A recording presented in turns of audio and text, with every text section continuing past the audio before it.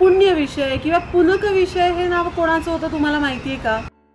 वेरूळच्या या कैलास मंदिरासारखं महाराष्ट्रामध्ये असं कुठलं देऊळ आहे की जे बांधताना खालून वर नाही वरून खाली बांधलंय आणि ते सुद्धा एका दगडामध्ये, आणि ह्याचा आकार सुद्धा शंकराच्या पिंडीसारखा आहे. पुण्याच्या अगदी गजबजलेल्या रस्त्याच्या इथे शेजारी या लेणी आहेत. इथून आत जाताना छान असं हे वडाचं झाड लागलं.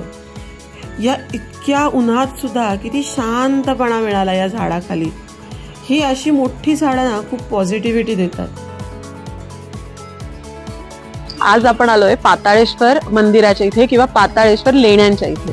तर ह्या लेण्या कशा आहेत, त्याच्यामध्ये काय शिल्प आहेत आणि इथली मूर्ती कशी आहे हे सगळं आपण बघूया. रस्त्यावरून या लेण्या अजिबात दिसत नाही. जसं जसं आपण लेण्यांकडे जायला लागतं तसं तसं खाली खाली खाली उतरायला लागतं, कारण जमीन खोदून ह्या लेण्या बांधण्यात आल्यात. कदाचित म्हणूनच याला पाताळेश्वर असं म्हणत असतील. या मंदिराचा आकार शंकराच्या पिंडीसारखा आहे. पायऱ्या उतरून खाली आलं की दिसतं इथे मोठं प्रांगण आणि समोर असलेला हा नंदी मंडप, जो अगदी मंदिराच्या मध्यभागी वर्तुळाकार कातळामध्ये स्तंभ कोरून करण्यात आलेला आहे. हा मंदिराचं मुख्य आकर्षण असं म्हणता येईल आपल्याला. शेजारी हा देखील एक नंदी दिसला, पण ते असण्यामागचं कारण नाही कळलं. डाव्या बाजूला हे एक लेणं होतं, पण तिथे कुठलंही शिल्पकाम नव्हतं. आणि ही जागा बघून वाटलं कदाचित ही आराम करण्याची जागा असावी.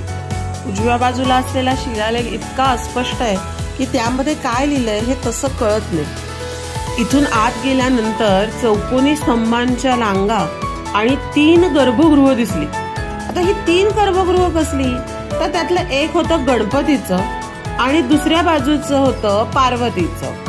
ह्या दोन्ही ठिकाणी आधी विष्णू आणि ब्रह्मा होते, पण काळाच्या ओघात या मूर्ती कुठेतरी निघून गेल्या आणि त्या ठिकाणी 2 नवीन मूर्ती बसवण्यात आल्या. सगळ्यात मधलं गर्भगृह आहे ते आहे पाताळेश्वराचं.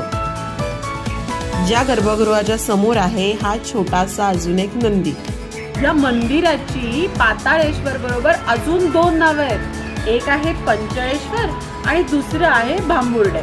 आणि त्याच पद्धतीने या मंदिर किंवा या लेणी उभारण्याच्या 2 गोष्टी सुद्धा आहेत. त्यातील कळलेली पहिली लोककथा अशी आहे की जी बऱ्याच ठिकाणी आपल्याला ऐकायला मिळते की ह्या लेण्या एका रात्रीत खोदल्यात आणि ह्या पांडवकालीन आहेत. म्हणजे पांडव जेव्हा वनवासाला होते तेव्हा त्यांना राहायची सोय होण्यासाठी त्यांनी एका रात्रीमध्ये या लेण्या खोदल्या आणि इथे ते वास्तव्यास होते. आणि दुसरी गोष्ट अशी आहे, अशीच नाही सांगणार, त्याआधी पूर्वा सूरज या चॅनलला सबस्क्राईब केलंय का?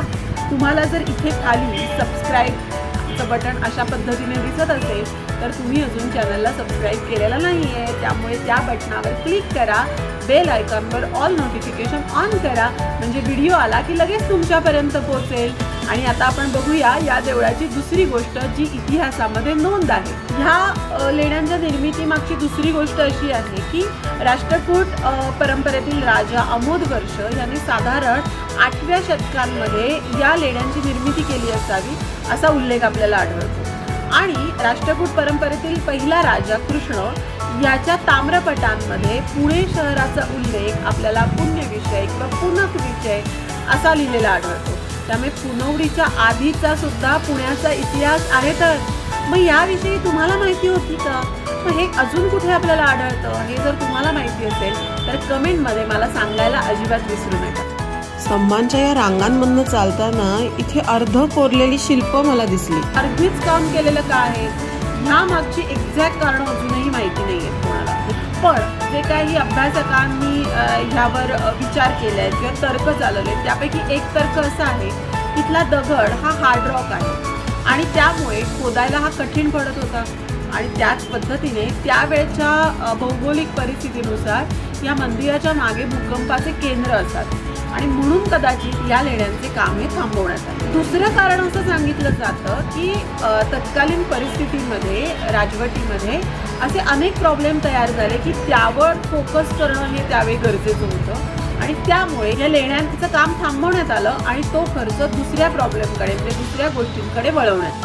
तसं हे शिल्प मला वाटलं की हे लिंगोद्भव शिवाचं असावं अजून इथे एक शिल्प आहे, ते मला त्रिपुरासुराचा वध असं वाटलं आणि एक देवीचं असं वाटलं, कारण या शिल्प कदाचित आखून झाली असावी, पण त्याच्यातलं बारीक कोरीव काम किंवा त्याला द्यायची गोलाई ही राहिलेली असावी. हे अर्धवट काम राहण्यामागचं कारण जरी गूढ असेल तरी ही चित्र खूप बोलकी वाटतात. मंदिराच्या भागांमध्ये ही अशी छोटी छोटी चित्र आढळतात की ज्याच्यामध्ये पावलं आहेत किंवा वेगवेगळे अजून आकार आहेत. एक आकार सारीपाटासारखा दिसला, पण त्याचा मागचा अर्थ काय हे कुठेही लिहिलेलं आढळलं नाही. प्रदक्षिणा पथावर अशी आसनासारखी एक जागा दिसली आणि तिथल्या लोकांकडनं कळलं की इथे जंगली महाराज साधना करत असत. प्रदक्षिणा घालताना ना तिथे वेगवेगळ्या मूर्ती होत्या, पण त्यांची शैली बघून अगदी आपण लगेच सांगू शकतो की या अगदी अलीकडच्या काळातच ठेवलेल्या असतील. त्यामध्ये असलेली ही राम सीता लक्ष्मणाची मूर्ती. प्रांगणामध्ये असा स्लॅब टाकलेला होता आणि त्याचा आकार काहीतरी वेगळा वाटला. इथे 2 जाळ्या होत्या, त्या एका जाळीमध्ये जेव्हा बघितलं तिथे पायऱ्या दिसल्या आणि दुसऱ्या बाजूच्या जाळीमध्ये पाणी दिसलं. तिथे जनरल माहिती घेतल्यानंतर कळलं की पूर्वी इथे शंकराच्या पिंडीच्या आकाराची विहीर होती. तुम्हाला हा जुना फोटो दिसतोय मंदिराचा, त्याच्यामध्ये ही विहीर स्पष्टपणे दिसत असेल. तिथून निघाल्यानंतर या वडाच्या झाडाखाली बसण्याचा मोह मला आवरला नाही. किती गोष्टी, किती इतिहास पाहिला असेल या झाडाने. याला नक्की माहिती असेल या अर्ध्या राहिलेल्या शिल्पांची गोष्ट जे पूर्ण होण्याची वाट पाहत आहेत. या विहिरीची गोष्ट जी आता स्लॅब खाली गेलीये पण पोटात खूप इतिहास घेऊन बसलीये.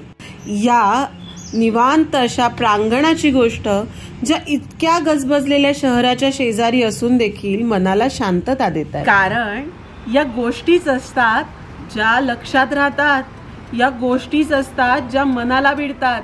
आणि तुम्ही केलेलं सबस्क्राईब, लाईक आणि कमेंट हे असतं जे आम्हाला या गोष्टी शोधायला नवीन उत्साह देतं. त्यामुळे असंच सबस्क्राईब करा. व्हिडिओ आवडला असेल तर लाईक करा. कसा वाटला हे कमेंटमध्ये सांगा, म्हणजे अशा वेगवेगळ्या गोष्टी आम्ही तुमच्यासाठी शोधू. त्यामुळे फिरत राहू, भेटत राहू, वेगवेगळ्या गोष्टी शोधत राहू. तोपर्यंत बाय बाय.